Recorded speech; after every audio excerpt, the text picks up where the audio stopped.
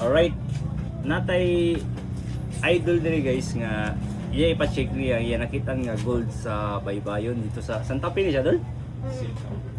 Sige. Ato na check kung paldo ba siya idol. Paldos.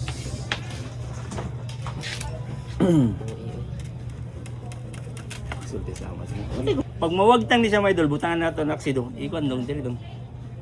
Pick ni siya. Pero pag magpabilin siya, gold ni siya. Okay.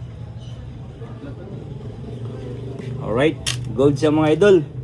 Kabalo mo, saan ni siya kagilatis? Inani siya mga idol. Nani siya sa 18 karat. Okay. Check na itong pila ka gramo. Muhali ni siya og 1,750 dol. Paldo.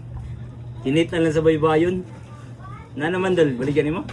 Okay, deal. Alright, 18K paldo.